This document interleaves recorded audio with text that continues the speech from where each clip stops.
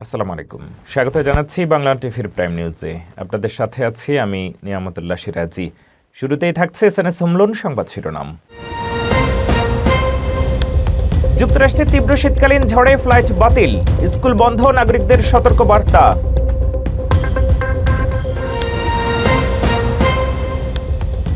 মিনেসোটায় তীব্র শীতে ইমিগ্রেশন নীতি বিরোধী বিক্ষোভে হাজারো মানুষ অংশগ্রহণ। ট্রাম্প কানাডা উত্তেজনা, গ্রিনল্যান্ডে গোল্ডেন ডোম ক্ষেপণাস্ত্র প্রকল্পে কূটনৈতিক বিতর্ক। এবং মধ্যপ্রাচ্যে উত্তেজনা, নিরাপত্তার ঝুঁকিতে ফ্লাইট বাতিল, দুর্ভোগের মুখে যাত্রীরা। এতক্ষণ শুনছিলেন শিরোনাম, এবার ফিরছি বিস্তারিত সংবাদে। যুক্তরাষ্ট্র জুড়ে শক্তিশালী শীতকালীন ঝড়ে অচলাবস্থা তৈরি হয়েছে। তুষারপাত, বরফ ও তীব্র ঠান্ডায় টেক্সাস থেকে নিউ ইংল্যান্ড পর্যন্ত বিস্তৃত অঞ্চল বিপর্যস্ত। বাতিল হয়েছে হাজারো ফ্লাইট, বন্ধ রয়েছে স্কুল। আবহাওয়াবিদরা হারিকেনের মতো ক্ষতির আশঙ্কা করছেন এবং নাগরিকদের সতর্ক থাকতে বলেছেন। যুক্তরাষ্ট্রে এক ভয়াবহ শীতকালীন ঝড় দেশ জুড়ে অচল অবস্থা সৃষ্টি করেছে। টেক্সাস থেকে নিউ ইংল্যান্ড পর্যন্ত বিস্তৃত অঞ্চলে তুষারপাত, বরফ জমা ও প্রচণ্ড ঠান্ডায় জনজীবন বিপর্যস্ত হয়ে পড়েছে। দেশটির প্রায় 50% মানুষ এই ঝড়ের সরাসরি ঝুঁকির মধ্যে রয়েছে। আবহাওয়া বিশেষজ্ঞরা সতর্ক করে বলেছেন, ক্ষয়ক্ষতির দিক থেকে এই ঝড় হ্যারিকেনের সমতুল্য হতে পারে। মধ্য পশ্চিমে একাধিক শহরে স্কুল বন্ধ ঘোষণা করা হয়েছে। তীব্র আবহাওয়ার কারণে যুক্তরাষ্ট্র জুড়ে হাজার হাজার ফ্লাইট বাতিল ও বিলম্বিত হয়েছে, ফলে যাত্রীদের ভোগান্তির চরমে পৌঁছেছে। লুইজিয়ানা ও ন্যাশভিলের বিভিন্ন অনুষ্ঠান বাতিল করা হয়েছে অথবা অনলাইনে আয়োজন করা হচ্ছে। ক্যালিফোর্নিয়ার বাইরে ভ্রমণকারীদের সতর্ক থাকতে বলা হয়েছে। সম্ভাব্য জরুরি পরিস্থিতির কথা মাথায় রেখে সুপারমার্কেটগুলোতে খাদ্য ও নিত্য প্রয়োজনীয় সামগ্রী কিনতে ভিড় করছেন সাধারণ মানুষ। আবহাওয়াবিদদের মতে, কানাডা থেকে নেমে আসা আর্কটিক ঠান্ডা বাতাস ও মেক্সিকো উপসাগর থেকে উঠে আসা উষ্ণ ও আর্দ্র বাতাসের সংঘাতে এই শক্তিশালী ঝড়ের সৃষ্টি হয়েছে। Texas, Oklahoma, Delaware, New York ও বোস্টনে প্রায় 30 সেন্টিমিটার পর্যন্ত তুষারপাতের আশঙ্কা রয়েছে। মিনেসোটা ও নর্থ ডাকোটার কিছু এলাকায় বাতাসের প্রভাবে অনুভূত তাপমাত্রা নেমে যেতে পারে -41 ডিগ্রি সেলসিয়াসে। বরফে গাছ, বিদ্যুৎ লাইন ভেঙে পড়ায় বড় ধরনের বিদ্যুৎ বিভ্রাটের আশঙ্কা করা হচ্ছে। এই পরিস্থিতিতে federal emergency management agency search ও রেস্কিউ টিম বিপুল পরিমাণ খাদ্য, কম্বল ও জেনারেটর প্রস্তুত রেখেছে। আবহাওয়া স্বাভাবিক হলেও আগামী কয়েকদিন প্রচণ্ড ঠান্ডা ও ঝুঁকিপূর্ণ যাতায়াত পরিস্থিতি অব্যাহত থাকতে পারে বলে সতর্ক করেছেন বিশেষজ্ঞরা। যুক্তরাষ্ট্রের তীব্র শীতকালীন ঝড়ের কারণে 30টিরও বেশি অঙ্গরাজ্যে ডাকসেবা ব্যাহত হওয়ার আশঙ্কা করেছে ইউএসপিএস। সংস্থাটি জানিয়েছে, ভারী তুষারপাত, বরফ বৃষ্টি ও প্রচণ্ড ঠান্ডার প্রভাবে চিঠি ও পার্সেল বিতরণে বিলম্ব হতে পারে। পরিস্থিতি মোকাবেলায় ডাক বিভাগ কার্যক্রম পর্যবেক্ষণ ও সমন্বয় করছে।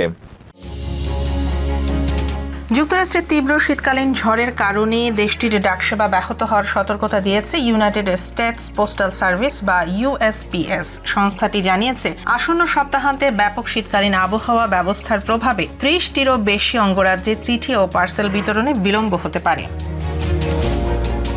ইউএসপিএস এর সর্বশেষ সার্ভিস অ্যালার্টে বলা হয়, দেশের বিভিন্ন অঞ্চলে ভারী তুষারপাত, বরফ বৃষ্টি, স্লিট ও প্রচণ্ড ঠান্ডা পরিস্থিতি তৈরি হতে পারে। এর ফলে মেইল প্রক্রিয়াকরণ, পরিবহন এবং সরাসরি বিতরণ কার্যক্রমে বিঘ্ন ঘটার আশঙ্কা রয়েছে। প্রভাবিত অঞ্চলগুলোর মধ্যে রয়েছে Northern Plains, Great Lakes, Midwest, Ohio Valley, North East, South West, Southern Plains ও সাউথ ইস্ট। এতে মন্টানা ও মেইন থেকে শুরু করে টেক্সাস ও জর্জিয়া পর্যন্ত বিস্তৃত এলাকা অন্তর্ভুক্ত রয়েছে। পাশাপাশি ওয়াশিংটন ডিসিও রয়েছে তালিকায়।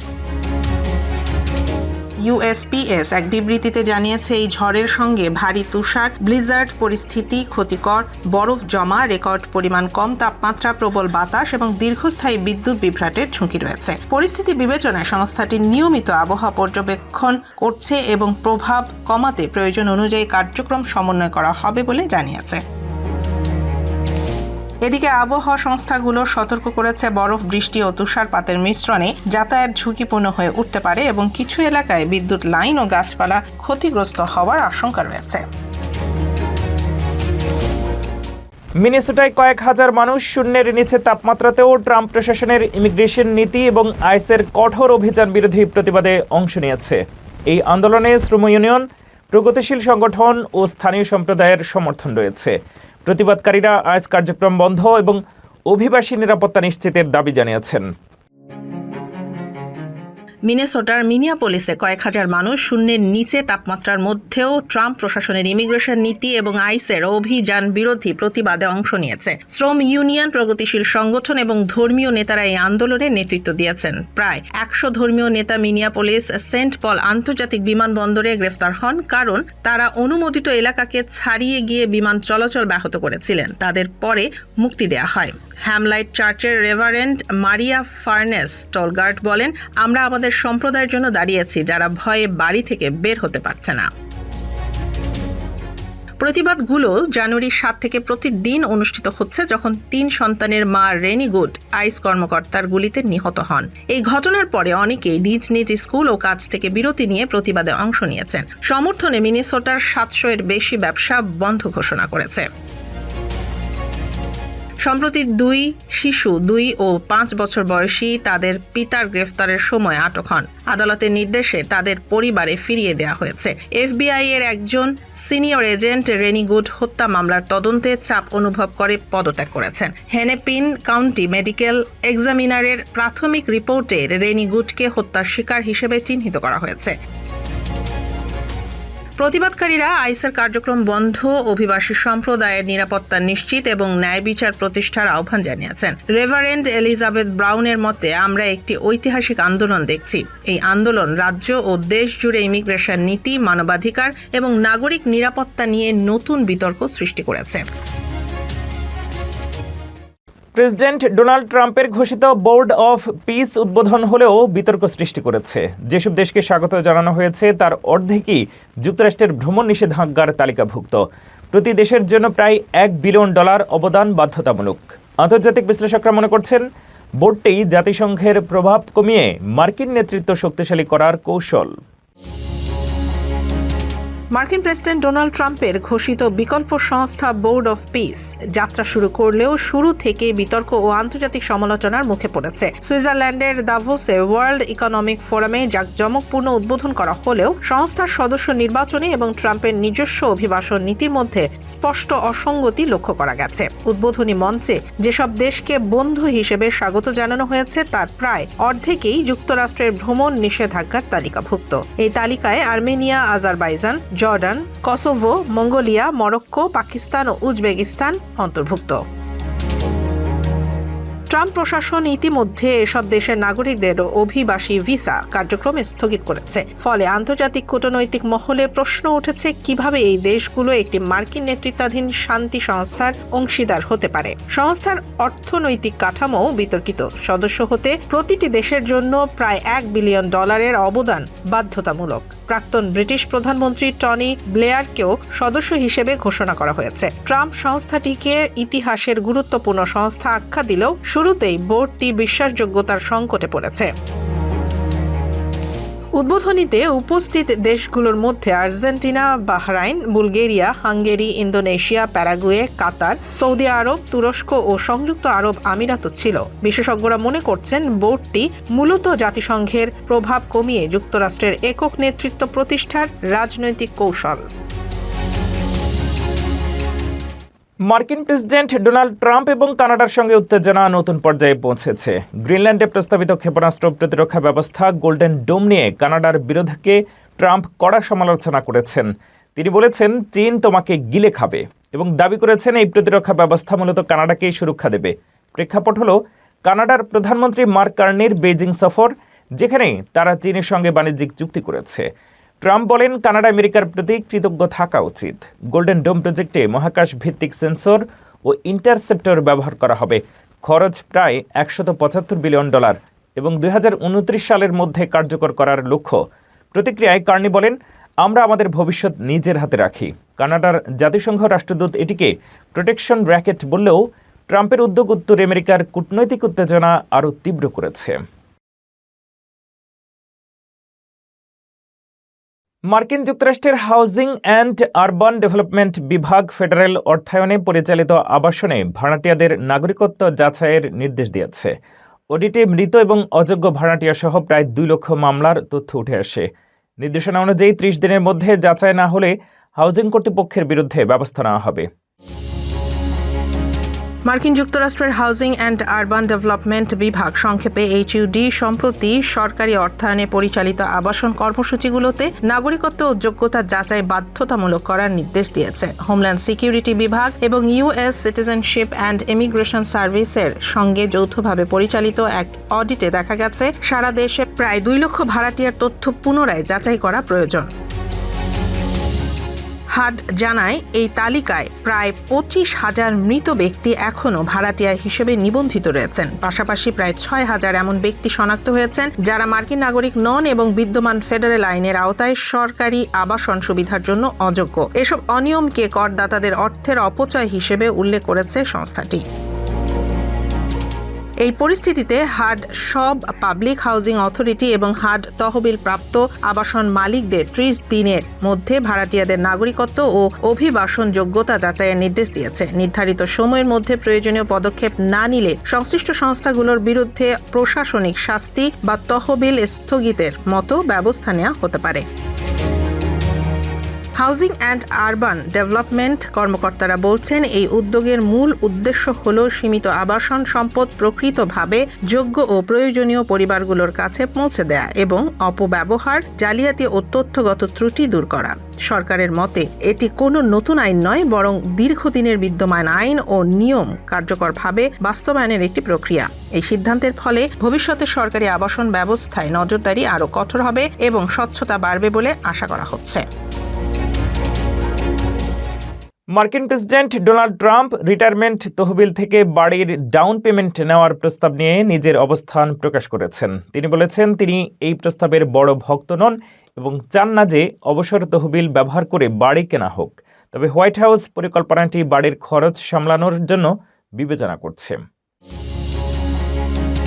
মার্কিন প্রেসিডেন্ট ডোনাল্ড ট্রাম্প সম্প্রতি একটি প্রস্তাব নিয়ে নিজের অবস্থান প্রকাশ করেছেন, যা ভবিষ্যৎ গৃহ পরিচালকদের জন্য তাদের রিটায়ারমেন্টে অবসর তহবিল থেকে বাড়ির ডাউন পেমেন্ট নেয়ার অনুমতি দেওয়ার পরিকল্পনা করছে। তিনি বলেন, আমি এই প্রস্তাবের বড় ভক্ত নই, অনেকেই পছন্দ করছে, কিন্তু আমি চাই না যে রিটায়ারমেন্ট সঞ্চয় অ্যাকাউন্ট তহবিল থেকে টাকা তুলে বাড়ি কেনার জন্য ব্যবহার করা হোক।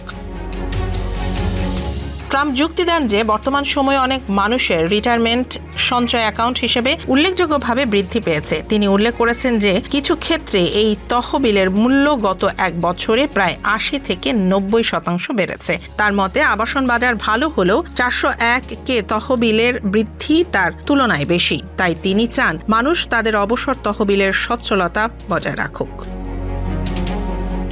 এটি এমন সময়ে এসেছে যখন হোয়াইট হাউস একটি সাধারণ গৃহের ডাউন পেমেন্ট বাড়ি ব্যয় সামলাতে 401 ব্যবহার করার পরিকল্পনা প্রিভিউ করেছে। জাতীয় অর্থনৈতিক পরিষদের পরিচালক কেভিন হ্যাস্টেন জানান, একটি সাধারণ পরিবারের মাসিক হোম লোনের ব্যয় দ্বিগুণ হয়েছে এবং প্রয়োজনীয় ডাউন পেমেন্ট প্রায় $15,000 থেকে $32,000 বৃদ্ধি পেয়েছে। ট্রাম্প তার ডাভোস সফরে রিটায়ারমেন্ট সঞ্চয় অ্যাকাউন্ট তহবিল প্রস্তাবের কথা সরাসরি উল্লেখ না করে, তবে তিনি ক্রেডিট কার্ড সুদের হার কমানোর প্রস্তাব এবং প্রতিষ্ঠানগুলোর একক পরিবারের বাড়ি ক্রয় সীমাবদ্ধ করার পরিকল্পনার কথা তুলে ধরেন। তার মতে, কর্পোরেট বিনিয়োগের কারণে কিছু ক্ষেত্রে বাড়ির দাম বেড়েছে, যা সাধারণ মানুষের জন্য সুবিধাজনক নয়। বিএনপির চেয়ারম্যান তারেক রহমান বলেছেন, ক্ষমতায় এলে প্রাথমিক বিদ্যালয়ের শিক্ষকদের যোগ্যতা ও দক্ষতা বৃদ্ধির উপরে জোর দেওয়া হবে। গুলশানে মিট অ্যান্ড গ্রিট অনুষ্ঠানে তিনি বলেন, প্রাইমারি শিক্ষায় সামাজিক ও ধর্মীয় মূল্যবোধ অন্তর্ভুক্ত করা হবে। সাইবার বুলিং প্রতিরোধে বাচ্চাদের ছোটবেলা থেকে ন্যায্যতা ও নৈতিকতা শেখানো হবে। এদিকে জামায়াত ইসলামের আমির ডাক্তার শফিকুর রহমান বলেন, ক্ষমতায় এলে জাতীয় ঐক্যের ভিত্তিতে দেশ পরিচালনা করা হবে, বিভাজন নয়।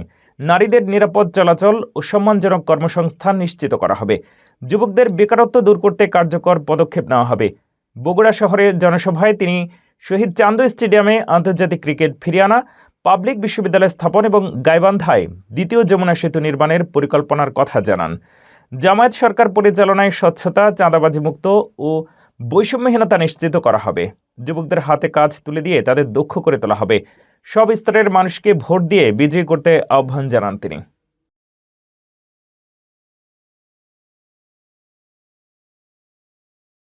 ভারতের রাজধানী দিল্লিতে এক সপ্তাহের মধ্যে দ্বিতীয়বার সাংবাদিকদের মুখোমুখি হয়েছেন বাংলাদেশের রাজনৈতিক কার্যক্রমে নিষিদ্ধ থাকা আওয়ামী লীগের নেতারা।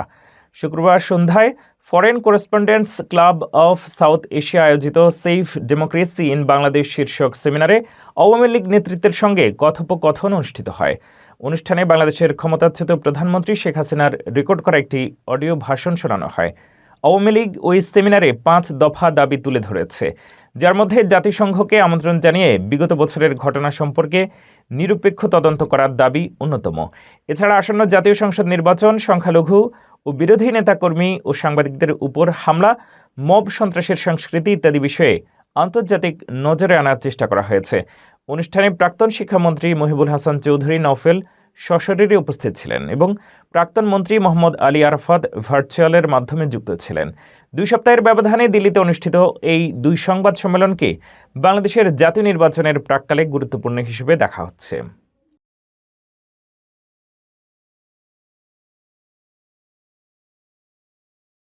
ভারতের শীর্ষ ব্যবসায়ী গৌতম আদানির সম্পদ মূল্য একদিনে $570 কোটি কমেছে। সপ্তাহের শেষ কার্যদিবসে আদানি গোষ্ঠীর বিভিন্ন কোম্পানির বাজার মূলধন কমে $12.5 বিলিয়ন বা 1,02,500 কোটি রুপির বেশি।